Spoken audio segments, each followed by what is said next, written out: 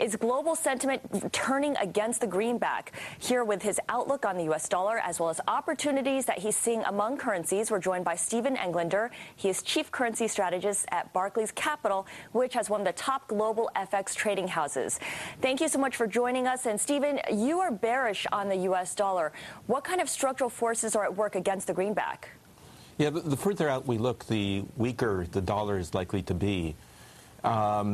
The factors going against it, I think there's a lot of uncertainty about the framework of monetary policy and fiscal policy, notwithstanding the assurances that the Fed and the Treasury are trying to give the market. There's still considerable skepticism in the market or lack of clarity about how quickly they'll be able to pull back.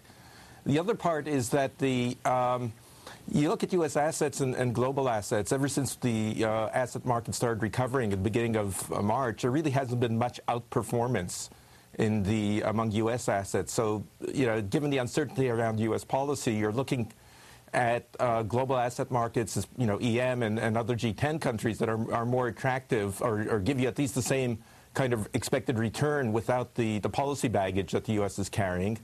And finally, we're beginning to see some signs that central banks are beginning to have to reaccumulate dollars, which historically means that the private sector is not willing to fund even the smaller U.S. trade gap at the moment. So historically, that's been a pretty negative sign for the dollar. Okay. Now, one other question about the steepening yield curve here, because that's been a trend that we've been seeing over the past couple of weeks. How does that come into play for the U.S. dollar? Well, it depends what's driving the steepening. If it's risk premium, as it was in May, it's pretty negative for the dollar. If it's recovery and expectations that the U.S. is going to move back to a more conventional policy framework, it's dollar positive. I'd say that, as it's been steepening and we've seen the dollar weakening, there's still a lot of skepticism about the dollar in the market. And I think that till there's a clear path to withdrawing from the quantitative easing, we're going to see foreign investors demanding a risk premium, if not on U.S. interest rates, then on a weaker dollar to equalize expected returns between U.S. assets and foreign assets. Stephen, this is Peter Cook. Let me ask you your reaction to what we heard from the Fed chairman yesterday. Does his exit strategy, at least as it was explained in that congressional testimony and in the op-ed in the Wall Street Journal, does it in any way get you to reassess your thoughts on the dollar going forward? Not really, because he made a very clear he provided a very clear path, discussion as to what the mechanics of pulling out would be. I don't think that's the question the market is asking.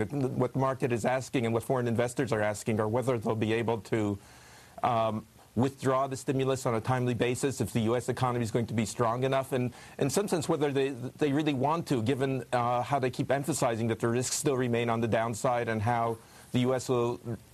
economy will remain well below capacity for an extended period. So the question isn't how, but will. Okay, thanks so much for your time. Steven Englander over at Barclays Capital.